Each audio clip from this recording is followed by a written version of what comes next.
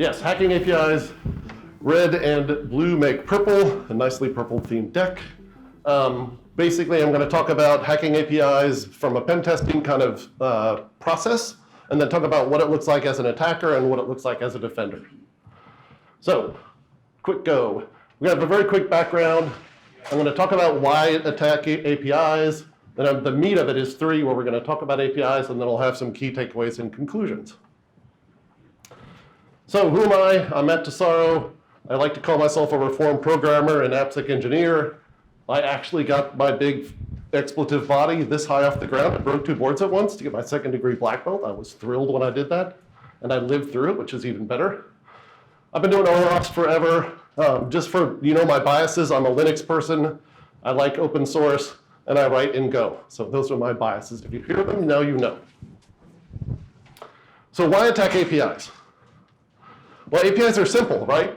Like, your program sends the get something thing to my program, and it sends something back. Like APIs, they're simple, right? They're easy, right? Well, like when you do them for real, they get a lot more complicated.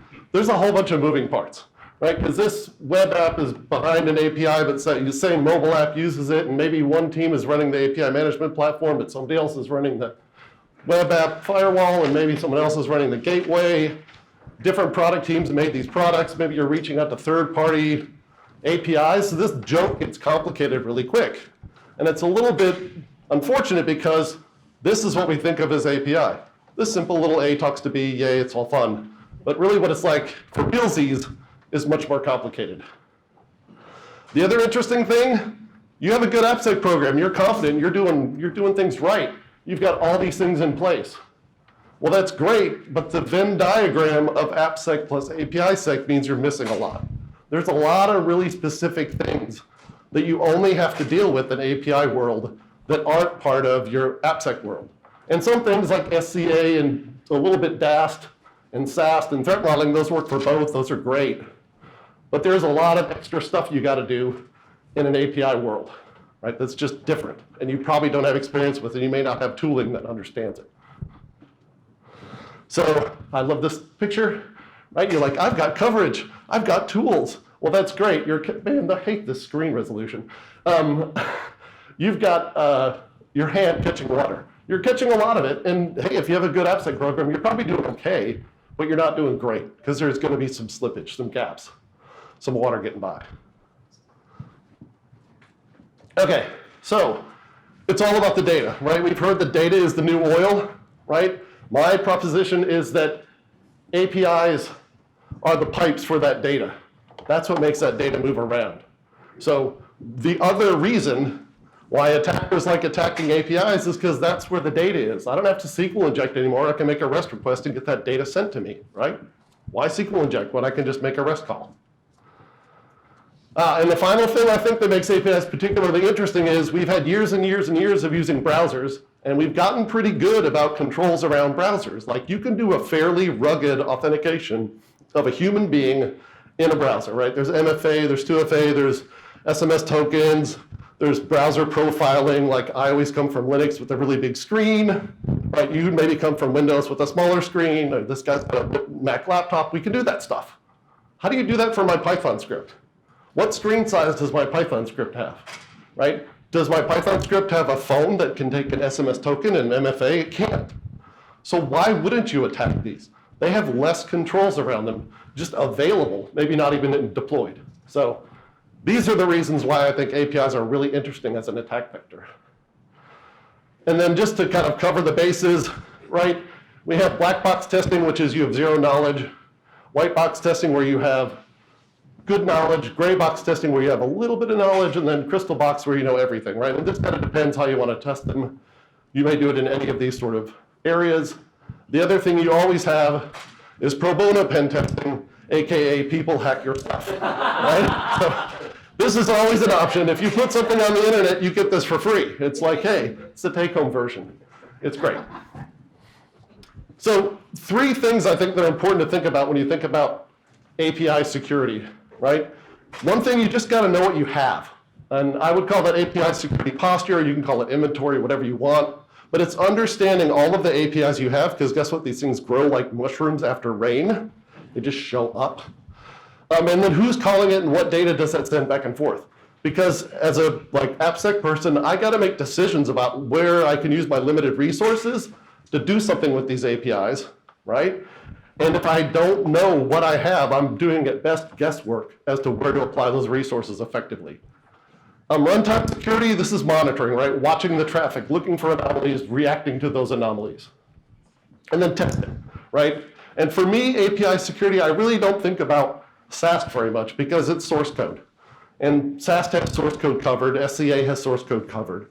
Really for APIs, it's mostly DAST testing for me because that's one of the ways that it's really different than air quotes normal AppSec. Now obviously you got to feed those results into some sort of ideally place where your developers are already dealing with issues. Okay, and then the final thing in our sort of backgroundy stuff, you need to think about APIs in a different way, and this is where some tools fail. Because there's really three parts that you need to know to make a decision about the security importance of an API. The host name, like where it's running. The path, right? What method am I calling on the API?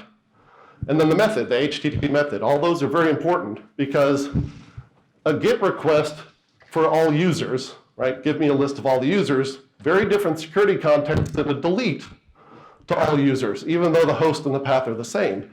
And if your tool isn't smart enough to make this distinction, you got some gaps, right? Same thing here, a post to UAT to add an admin user, very different than a post to add an admin user to production, right? So if you don't have this sort of 3 levels of granularity, you're kind of SOL for having really good coverage of your APIs.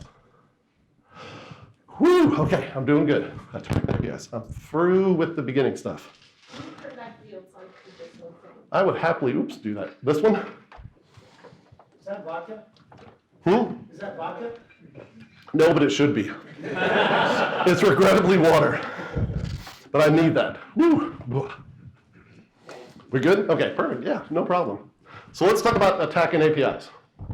Let's start with recon, right? Finding APIs to attack. And we're kind of assuming a black boxy perspective. So if you're internal, this may not be all that germane. So if we're an attacker, right? For my mind, recon doesn't, or passive recon rather, doesn't interact. I don't send packets to the target. At least that's my definition of it. We can argue later if that's accurate. But so I don't have any accurate interaction with the target, but there's loads of places I can get OSINT from. Google Dorks, Shodan, you name it, right? I can find, or the website has a freaking how to use my API because their API is part of their service. Like you can find out in some cases loads of information about it without even talking to it. As a defender, there's really not much you can do here.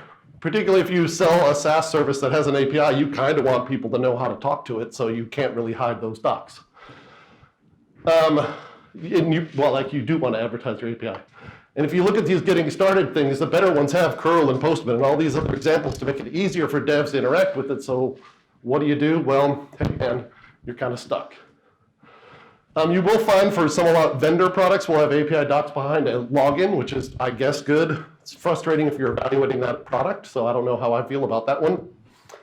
And really, posture, runtime, and testing, those 3 sort of key areas of AppSec defense, or API sec defense, don't really fit here because there's no traffic. Like I'm monitoring no packets that are coming into my API. So active recon, now I can start interacting with the target. And usually this traffic, I'm just trying to figure out how the API works. Like, can I call it? Can I get a valid token? You could nmap it. You can look at other clues like robots.txt or DevTools and those kind of things. Particularly if you're using apps that are backed by APIs, DevTools are great sources of intel. Local proxies are fantastic. You can do some Durbuster, Derby, GoBuster, whatever, to brute force URLs. And there's a thing called Kite Runner, which is basically a brute forcer that's API specific. That's kind of nice. But this is all just kind of getting an understanding of this thing I want to start playing with, right? From a defender, I think this looks like background internet radiation, right? Who doesn't have random weird broken requests hitting your API from time to time? And that may be like the person trying to figure out how to use your API and just ham-handing their program, or maybe an attacker doing recon. It's kind of hard to tell. If you do have stuff in robots.txt, it's probably a good idea to review that. I remember one engagement I was on where robots.tech was basically like a guide on how to DOS somebody, because they put all their really CPU intensive things in robots.tech. So I'm like, dude, it's like a menu of how to DOS you. This is awesome. Thank you for that. Brute force will really stand out. If you have kite runner running, which is another brute forcer, that will really trip up any kind of monitoring. Posture is really just to understand where the scariest parts of your API is. Runtime will discover this active recon if it's any good. And testing is really just proactive. You really can't do much with testing for this one, not for recon. Hey, there we go. Discovery, the next phase, understanding your target. So for an attacker, right, you need to learn how to make legitimate requests, how to authenticate, how to do all these things, like every time I've tested APIs, you have to burn some cycles. Just how do I talk to the dumb thing, right? And you've got luckily if you're attacking an API that's publicly known, you'll have some getting started or whatever docs that'll help you there. If you're lucky, you'll get a Swagger file, which you can import into many tools to do automation of the requests. Upstream, I've had some APIs that were so poorly documented, I had to find the API client and put a proxy upstream of that client to watch what the client sent so I could actually see it and talk to the expletive API. You will probably have that experience. It's lovely. God bless you. And then you can manually create a list with Postman or whatever you want using those kind of brute forcers. On the defense side, this traffic looks like somebody trying to figure out how to use your API. Are they malicious or not? Hard to tell, right? For SPA, single page applications in mobile, this is where user agents, if the attacker isn't clever, might be a trip-off, right? If you see curl hitting your mobile-backed API, probably don't have curl on your phone, right? Might be a hint. But generally, it's kind of hard to see. If you have undocumented APIs, things where you don't have public docs, you will likely see lots and lots of failed requests, which is a clue that somebody may be poking at you, right? That's another good thing. From API security perspective, posture is once again knowing what are your APIs, particularly which are your internal only IP, i.e., I should never see a public internet hit my internally only API. If it does, like, whoops. Hopefully runtime will tell you that happened. Runtime is nice because it can just tell these discovery mistakes if they're blatant, particularly brute forcing. And testing is not really all that proactive, to be honest with you. Can't tell you much with discovery.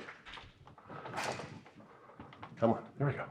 Oh, and be careful. I've had this problem where I spend way too much time in discovery because it's just kind of cool flipping over rocks and seeing what's underneath them.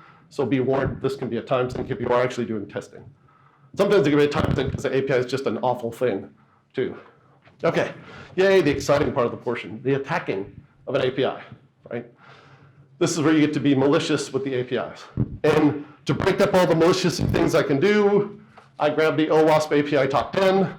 And we're going to cover each of these areas just to give you an idea of what they look like as an attacker or as a defender. So the first one is BOLA, Broken Object Level Authorization. This is a legitimate request where Benjamin here has his bearer token and he's got his user ID and he makes a request and he gets back his information, right? Cool. This is great. This is a happy path. Yay, it's valid. The unhappy path is Benjamin using his token, but putting somebody else's ID and suddenly getting somebody else's information. Charlotte, in this case, is unfortunately getting exposed, right? This is bad. And this is BOLA. And it's as simple as that because basically from a programmer's perspective, do you have valid token? Yes. What data do you want? Okay, let me get it. Right? That's what happens. And it's an easy mistake to make, unfortunately. It's probably why it's number one. So as an attacker, you got to look at how the API calls are structured. Things that look like IDs, sometimes names are things you can play games with and switch them out and get somewhere. That's where it gets interesting. And make calls and just make up new IDs, right? If it's a numeric ID, make another numeric ID, see what happens. Try something as a user 1 and try something as a user 2, and then see if you can read each other's stuff. Look at the difference between them, particularly if they're free APIs where anybody can get an account. It's really easy to have that comparison of two users.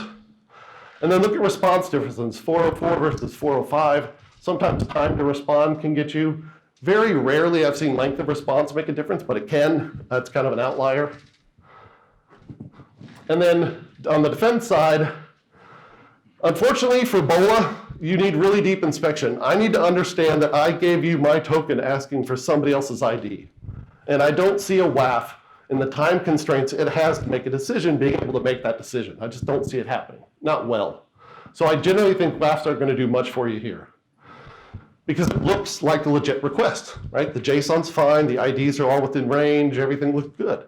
So you really need more than just a WAF to do that. Usually this is like ML or some kind of learning that's offline that has enough time to do this. When I am looking for BOLA, I'm probably going to make a lot of authorization errors trying to find BOLA, the places where it actually is enforced. So that's a great little hint that someone's poking at you. And then obviously ML in particular is looking for two similar requests where just the ID changed. Same token, different ID. That's kind of weird. It's probably not a normal use case. It should stand out. Posture, once again, is just knowing where your risky APIs are. Runtime can detect BOLA if it has the time luxury to do it, if it's doing this out of band. I don't think you can do this in band, honestly. And then testing, you can use testing to find that hopefully in pre-prod, if you're lucky. I don't know why I'm getting that double animation thing. I goofed something up apparently in my deck. Okay, broken user authentication. This is basically being able to air quotes log into an API. Right? I send it a username and password, it gives me back a token, I take that token and I make the rest of my requests to the API. This is generally how lots and lots of APIs work. As I mentioned earlier though, I don't get a lot of anti-automation, there's no CAPTCHA, right? There's no MFA, there's nada for APIs, right? A lot less. So password spraying and those kind of attacks happen all the time here because why not? Like APIs, guess what they're made to do? Respond really quick. Thank you, my brute forcing is going even faster. I love it, right, by design. You may see base 64 air quote protection, definitely not encryption. That's another fun one. JWT has a whole bunch of potential weaknesses. It is like a drawer of sharp knives in a dark room that you have to reach in and get something out of, but it's very easy to cut yourself, right? So when you're doing that, you can make mistakes, like actually allow a none. This is back to the TLS none days, right? I can have a none cipher string in JWT, like we didn't learn with SSL, but just repeat it. It's cool. But you have to do poor algorithm choices or bad entropy. So there's a lot of crypto mistakes you can see, and there's luckily good tooling around that. Like JWT tool is one of them. There's a bunch of them that will check the strength of JWT tokens. And from a defender, obviously brute force attacks are super noisy. Those are pretty easy. Password spraying, super noisy. Crypto, you really have to catch it early in the dev cycle. There's a great JWT best practices RFC, if you remember those things. They still write them apparently. I would highly recommend reading that. Interesting thing, this has kind of surprised me. I did a podcast with, Neo Matatal, who used to work at GitHub. And GitHub, every time they cranked up the controls on their web login, they saw giant spikes in attack on their API login. So much so that they've removed API login from their API. This is GitHub that has lots of users. And they broke all sorts of clients to do this because they just couldn't protect the API login. So really on the defender side, design time, don't have the login happen in the API. It's just too bloody hard to protect. I wouldn't do it, at least in Greenfield. If you're stuck with it, you're gonna have some fun, but there's not a lot of controls you have access to. Posture, obviously you can identify where your often APIs are. Those need some special love or maybe some remediation. Brute force is pretty easy. JWT manipulation is pretty easy to see from runtime. If you expect to have a particular algorithm and I set none, that stands out really loudly. And then testing, obviously you can find these poor practices early. Whew, okay, I'm getting there. Excessive data exposure. So this is an interesting one. In a lot of cases, and this is just a hard one.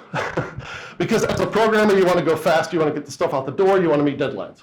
There's some really cool automagical things in a lot of programming frameworks that say, let me make a database call, JSONify it, and ship it out as my response, right? That's super handy. That's super quick. The problem is, if I only need 3 of your 7 elements in that response from the database, you just sent me some bonus data.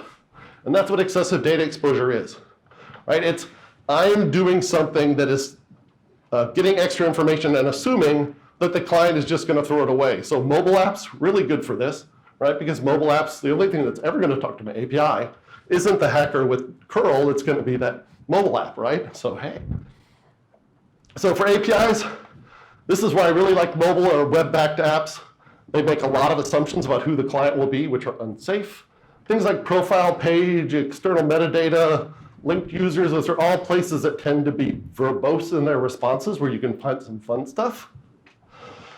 And you just have to sort of think, does this call have, is there internal data in this call that might be in a database that they don't necessarily think they're sending to the client, but they are?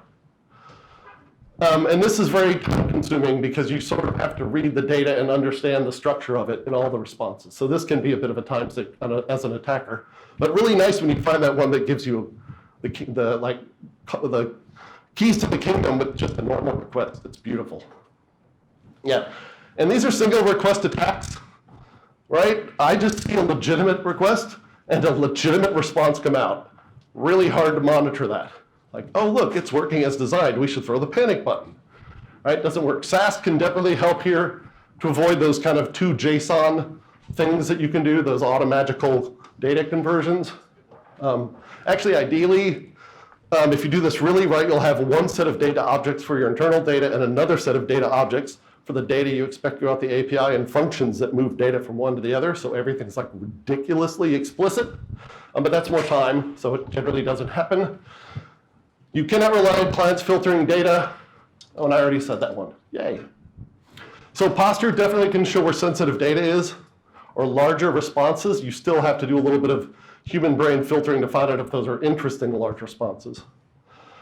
The one time that runtime can see this is you won't see the one where the attacker goes, oh, sweet, look at they're sending all this extra data. What you will see is when the attacker figures out how to automate that and then tries to scrape millions of records. So it can be found, but not in the initial attack, right? But when I get greedy and I want not just one bit of PII, I want 20,000, a million PIIs, that gets pretty noisy. And then obviously in testing, if you're looking at those responses, you can say, why are we sending all this back to the client? That's stupid and problematic and dangerous. Okay, lack of resource and rate limiting, right? This is the failure to have some sort of limits on how aggressively a client can talk to the API. Fun one for an attacker. I love this one. If you have a way to add items, add thousands of items and then ask for a list. Right? DOS. I've DOS things doing that. It's like the most dumb attack ever because there wasn't pagination. Because they didn't think, well, who would have more than 4 or 5 favorite colors? I'm going to add 20,000 favorite colors that include the word bird, right? And then I'm going to ask for them and then it's going to fall over, right? Because that works. Sadly, it works. You can have denial of use attacked here, which is really, can either be malicious or not, where an overly aggressive client that may be a legit client can just eat up all your resources, right? Fuzzing and brute forcing, I definitely discover these. Modifying requests and playing around with like client IPs and stuff, like origination IPs. A lot of times intermediate devices rely on header IP information that you can forge and get by them if you're lucky. This is where you can watch for CPU or memory intensive requests. Those are always fun to call a lot. And you can play the case and the null terminators and encoding data games, sometimes to get around rate limiting. And then sometimes the rate limits are set so high it doesn't make a difference, right? If I allow 20,000 requests per second, but I fall over at 15, that rate limit really isn't relevant. So as a defender, requests will look normal, but the responses will be big, generally speaking. You'll see weird header requests as I'm playing these games. If I'm switching case and that kind of thing, or adding null terminators, or otherwise just playing games, that usually will stick out at least for runtime. If you have decent observability, which is what we now call monitoring, you will see usage spikes. And then if you're trying to bypass methods, those, like I said, the games you play, those will definitely show up. So runtime is pretty good for detecting this and certainly detecting it in mass. Posture, again, can find those APIs that probably need to be rate limited, if not all of them. And then testing fuzzing is really a nice way to find some of these issues early. There we go. Broken function level authorization. So it's a failure to restrict by a group as opposed to an object level like the BOLA one. So this is where if you have APIs that have multiple roles or groups, or God help you, they expose a backplane in the same API as the front plane. I guess that's what you call the normal API, the front plane. Sounds good. Right? So things that have admin in them, right, that get exposed. These are great, at least for an attacker. What's really fun here, read the docs and then ignore them and try all the non-listed methods, right? Because they may say we only take get to this request, but maybe delete works. Because they had some nice automagical framework that wired that stuff up for them, right? So try those, right? Why not? It's a great time. Create items with one group or role, and then try to access them, because you'll see the IDs. Try to access those IDs from a different role. That's another great way to find these gaps. And this is where like Kite can find things like if you brute force, you can find admin pages in sort of normalish kind of paths. And you can play around with headers. Sometimes you can use headers to get access to admin functions. That's kind of a bit of a Hail Mary, but sometimes it works. And if you have time, you know, hey, why not play? Okay, from a defender, well, obviously you need to look at things, any API that has 2 or more roles. Any kind of requests that fail for methods that are unsupported are very suspicious, right? Either you have a very ham-handed programmer who didn't read the docs, or someone's being naughty with you. Any kind of client switching roles in a short period of time, unless that's your normal use case, that should be a pretty big red flag. And if you have decent runtime, it should see that. If you see failures for guest admin, backplane-y kind of paths, that's another good clue. And then unusual requests also stand out if I'm playing with the headers or the body to try to get around these things. Posture is obviously, again, helps you figure out which ones these could potentially affect. If they have multi-roles, that's kind of a handy thing to know. Runtime can take those failing requests and attacker trying to probe for these. That's usually where you'll find that. And then obviously, if you're doing off-the testing in your testing world, you should hopefully find these early. Well, I need a drink. Not that kind of a drink. Although I need one of those too, but that's later. So mass assignment, like the corollary to excessive data exposure is mass assignment. So instead of taking data in from the database and JSONifying and shipping it out, now I'm taking data in from a request, turning it into DB calls and just sending it to the DB. So I expect to make a request that has 5 elements in it. I, as a naughty person, add a 6th or 7th element and you store it for me, because I happen to guess things that are in your database. That's mass assignment. So you basically are making guesses as an attacker at things that might be stored. Now, fun fact, most APIs will ignore all the guesses. So you don't have to guess one at a time. You can guess like 50 at a time. And sometimes they hit. Maybe you have to play some games to figure out which ones really hit. But you can do this kind of very blatantly, and APIs don't react badly to it. Look for request and response differences. Multiple brute forces at once, that's what I just mentioned, like a Hail Mary. Error messages are kind of fun sometimes. They may give you clues if you actually get an error message out of an API. They'll give you some clues as to what to try. Fuzzing can help. And if you can combine this with other things like broken functional level issues, this can be great. Because now I can add somebody else as an admin, right? If I have broken functional and I can make admin calls as a normal user, I can make other people admin, like myself, which is always good. So that one's really ugly, particularly when it's combined. So one thing for a defender, if I'm expecting 5 data elements and I get 7 or 50, it stands out. It's not normal. So luckily, these requests are pretty easy to see with reasonably deep inspection. When I'm trying these, I'm going to make lots of failed requests. You'll see an increase in size. Obviously, this is worse of an issue if you have multiple roles, because that's where I can do that combo attack I mentioned. And Foster, you want to focus on APIs with multiple roles or sensitive data, because that's the thing I'd want to do. Requests with extra data or failed logins are great indicators at runtime. And hopefully at testing, you're adding random fields. And guess what? If you're testing, particularly if you're testing your app, you know what's in the database. Like add all the columns that you don't expect to be received to a request and see what happens, right? Can't hurt. Security misconfigurations. Now this is kind of the basics, right? This is the infrastructure-y kind of test you can do. Like TLS is bad, default credentials, you let me upload an ICAR file, in other words, a virus. And this is where recon and discovery can help you find these kind of places to check. And this is kind of the bog standard part of pen testing. Actually, this is all that's specific to APIs. Some fun things you can do: purposely make bad requests and look for errors. This used to be a thing you would do with web servers. You can do it with APIs. Interesting things, if you can determine what framework they're using, a lot of times there are ways to turn on debug.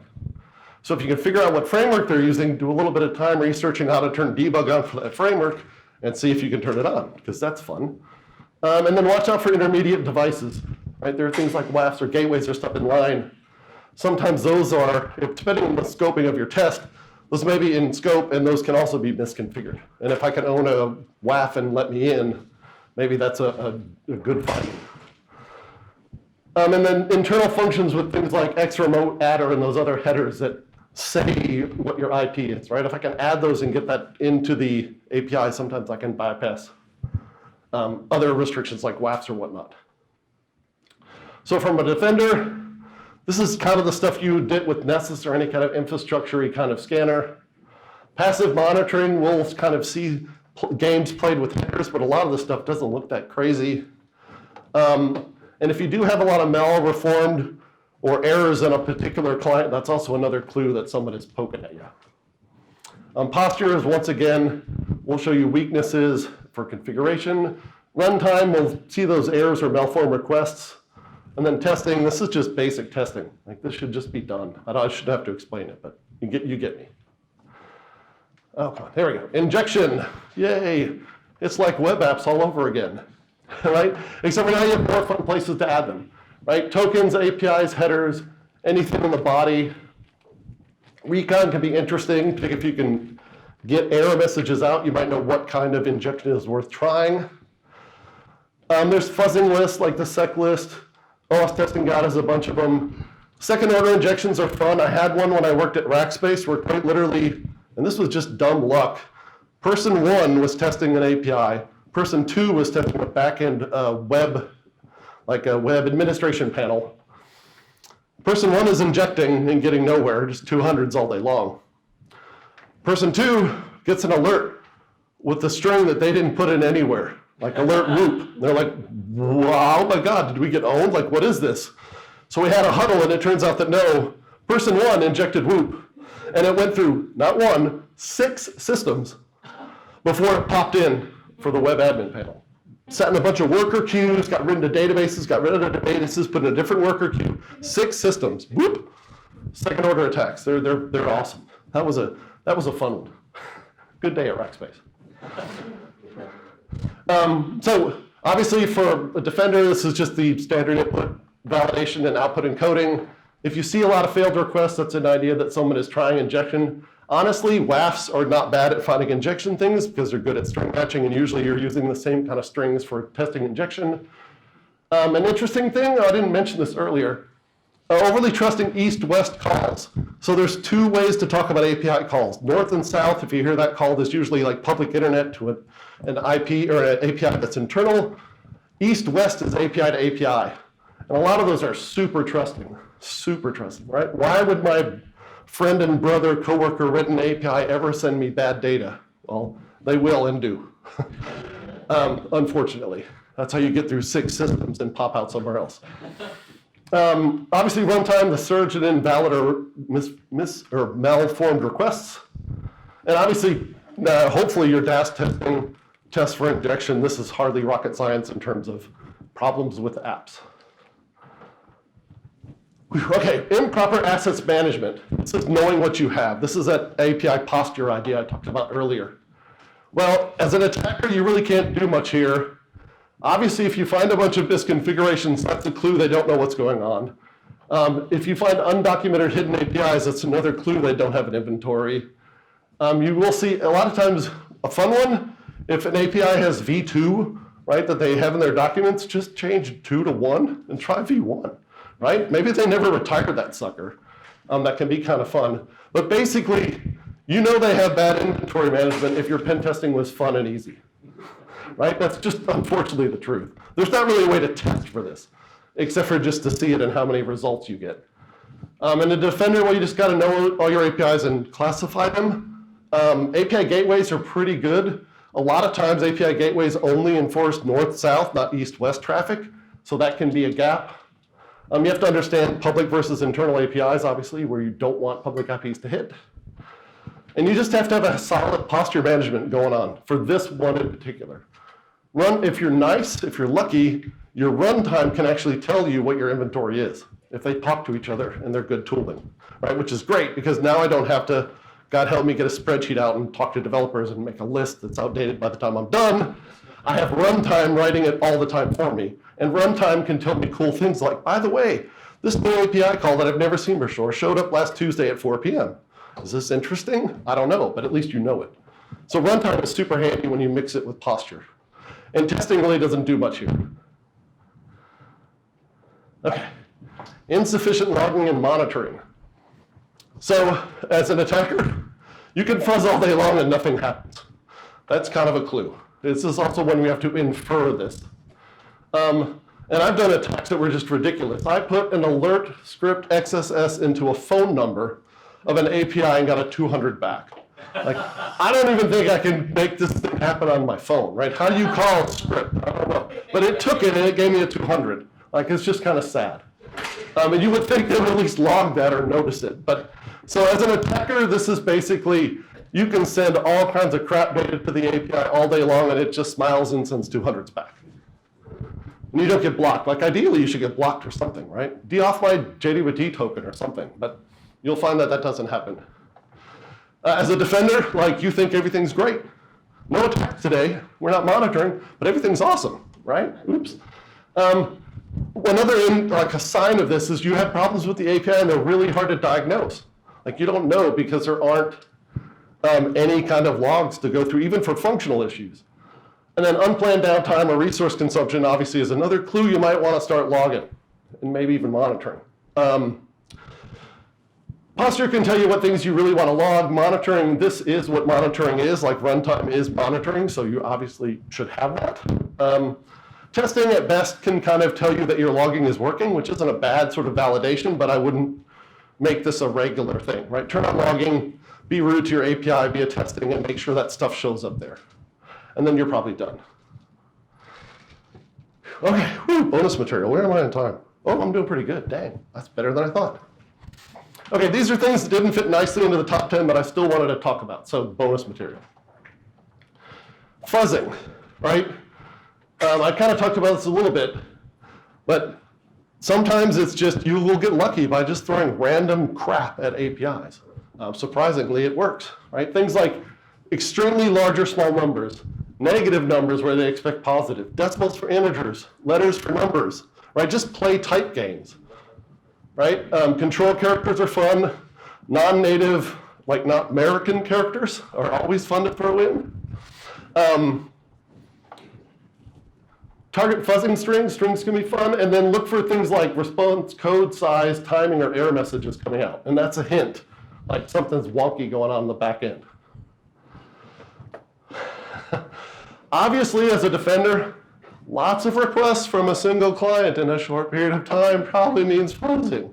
It's really not hard to figure out. Like, this is so loud and blatant. I've done this, and you're just like, I ran a fuzzer against you overnight, and like nothing happened. But you can get away with it, right? It's super noisy. You'll see spikes in CPU or RAM usage if you're actually monitoring. Posture can't do much for fuzzing. Runtime can definitely detect it. And you should be testing with fuzzing anyway. Okay, structural versus data attacks. This is another fun one.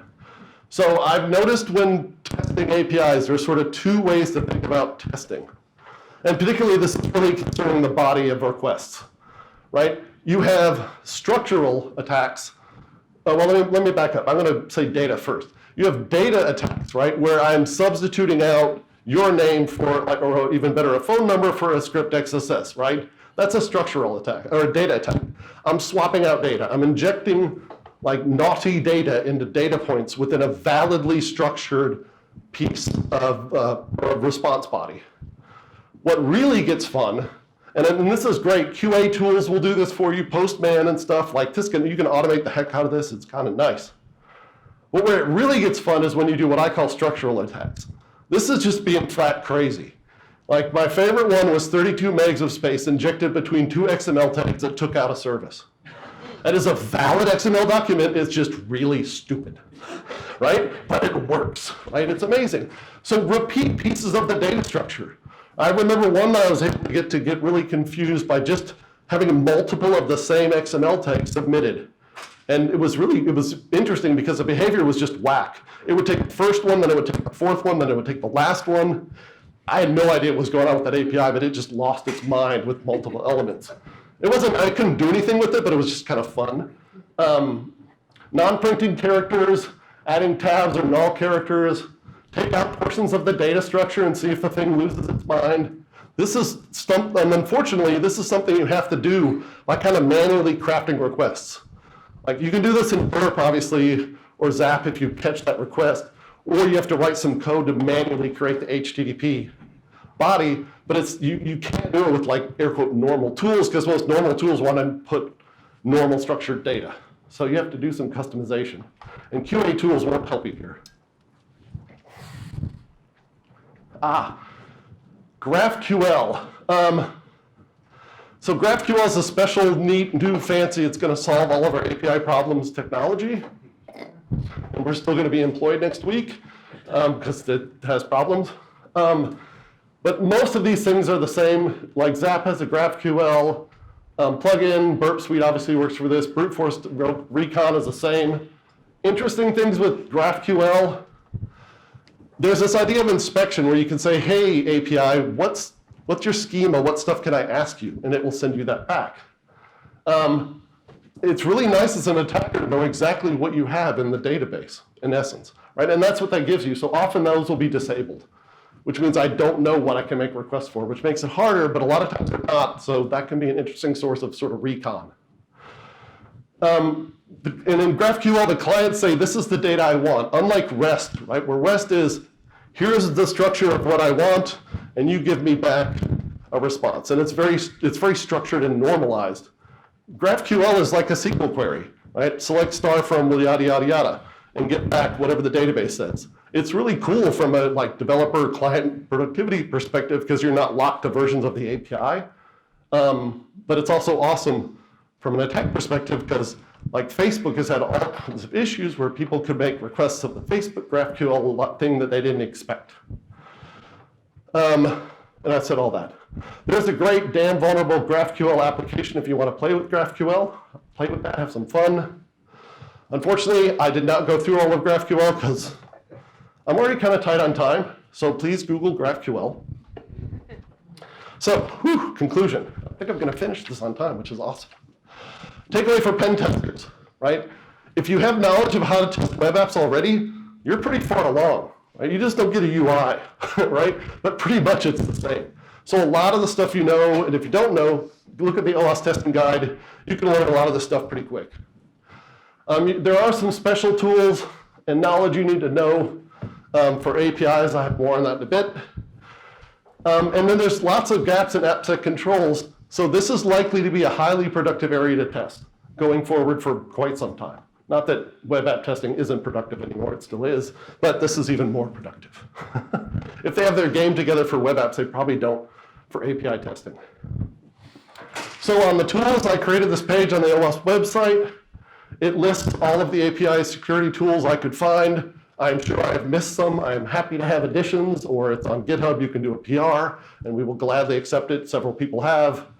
But this is a nice list, and then I denote if it's a posture, security, or runtime, or testing tool, and also what license it is, and some other notes. So I think I don't remember how many I have, like 40, 50 of these things. I can't remember. But so use this or send me more submissions, and I will make the list longer because API security is hot right now, and everybody wants to claim they do it. So I'm sure I've missed some. And then for defenders, so if you want to map the OWASP API top 10 to those 3 different areas, here's where they help or hurt. So for BOLA, posture is pretty weak. Runtime and testing are good. Same for broken user authentication. Excessive data exposure, they're all pretty good. Lack of rate limiting, they're all pretty good. And then broken function authorization, posture's kind of weak, the others are good. For the final 5, mass assignment, posture really does nothing for you here, to be honest. Runtime and testing are good. Security misconfiguration, all of them are good. Injection, posture is kind of weak, helps maybe point out the APIs you should worry about, but otherwise you need the other 2. And then testing really doesn't help for improper assets or logging and monitoring. This is pretty much what runtime is, and this is pretty much what posture is. So really those 2 are kind of air quotes mandatory if you want to cover the API top 10. Whew, and there we go, sorry. Fire hose, holy crap. But we lived through it, so it's good. And that's it, yay. Oh yeah. If I have time, I'll answer questions if people have them. I don't know where I am on time. Questions? You have about 10 minutes, man. Oh, do I? Dang. Oh, I got 10 minutes. Well, shoot, questions. Ask me questions. Let's kill some time. Or I can hand out candy. Yeah. Questions? Where is it? There we go. Yeah, no, bloody technology. Thank you. Oh, we got one up here. Yay. You win a candy. Thank you. So I guess this is more of a comment, more than a question, but so one of the things that you were mentioning earlier was about testing the different HTTP methods, so gets, posts, deletes. One of the things that you might also want to leverage is developers' ability to code the RFCs wrong. So another good avenue there is, for example, look at get requests that are really deletes or posts in the query parameters. So that's something that we should look into. Some APIs also, if they use WebSockets, that also might be a good part to dive deeper. But yeah, lots of good ideas for this presentation. So yeah, thank you for putting these together. Oh, sure. Really useful. I'm crazy. I love this stuff. I did it for years at RAC. It was kind of awful because the tooling was terrible. I wrote something called jerry curl, which is literally a way to make curl commands smaller. It's like jerry rig, like the Germans leaving France. But yes, that's what I did because I was tired. I was typing all these bloody long curl commands. And so I wanted a way to abstract out the host and the header for the token and the header for JSON. And so jerry curl would let you make these short commands and then stuff in everything that was in a config. So you can have these like tiny little things. Because I was calling curl all the time to try to figure out how the frick to talk to the APIs. And these like this 87th time you type -h quotes except JSON, like I just want to die. And so I wrote something. And so it's still out there on GitHub if you're curious, but there's better tooling now. Much better tooling now. Any other questions? Going once, going twice? Yeah. What's your favorite language? What's your favorite language or framework to attack? Oh, to attack. Oh, that's interesting. To be really blunt, the one you know is probably the best one. If you don't know one, and I'm like kind of violating my own statement earlier, of course I should say Go, because I really like Go, but Python has so many libraries, and it's pretty dang easy. And you don't have to do, I mean, the stuff I like about Go is much more about it being tightly type safe, having the type safety and strong types and all that stuff that make it like more rugged for like real apps. But if you're just testing, whatever works. Like the thing that killed the 32 meg of space was like 20 lines of Ruby. Because at the time I was Ruby curious. That was literally why I wrote it in Ruby. I was like, what's it like writing in Ruby? Right, so it really doesn't matter. Whatever language you can get stuff out and done in is a great language to write it in. Because this stuff isn't going to run and make money for your enterprise. It's going to be used for testing. So, but I do like Python as a nice, easy language. You make your target. Oh, sorry? You make your target app. Oh, the target app. Oh. Well, that's a different question. I would definitely say strongly typed languages. Obviously, I like Go. Java's okay, but I still kind of hate it, and I have scars from when I used to write it. C# isn't bad. But I mean, people are writing stuff in all kinds of things, and you can be stupid at any language. I mean, good Lord. I've been stupid in Go, right? I've made mistakes in Go, and it's a great language, but it's just easy to be dumb in languages, unfortunately, because we're humans. But I haven't done a lot of the writing side of the house that much. I know at RAC we had tons of stuff in Flask, but Flask is a pretty bare minimal Python framework. Django's a pretty good one. For Python, has a lot of belts and suspenders built in, which is kind of cool. So yeah, it kind of depends. Yeah. A couple of questions. Do you see any kind of differences between HTTP versions that may play into testing? 1.1, 2.0, and now 3 is coming up. The other one is anything related to like the headers you may have mentioned, may have implied like content length and checking it, or using requests with chunked encoding, so not fix the content length and so on. Also, last question, I know I am asking a lot. Do you see anything around that you could defend against, like HTTP request pipelining? Oh, interesting. I haven't personally seen any kind of HTTP pipelining stuff. It wouldn't surprise me if you could find it, but I haven't seen it personally. Most of the APIs I've dealt with have been pretty straightforward. They weren't, I didn't have to get fancy with them, if you see what I'm saying. I'm really old, so remind me of your second question. I was asking about the content length and partial, data that is sent in chunked encoding. Yeah, chunking. Yeah, I mean, there were certainly lots of web attacks, like just against web servers, where you did that weird chunking where you would say, I'm going to give you the second piece, and here's the third piece, and how's the seventh piece, and you just like send crazy chunks and confuse web servers. But generally speaking, APIs are behind some kind of front end, Nginx or something, and that's generally been pretty well poked at. So I mean, I'm not saying it's not going to be productive, but that would be way long on my list of like, it's Friday and I haven't found anything and I'm desperately trying to get a finding kind of stuff. Cool. Any more? Last chance. All right. Well, thank you very much.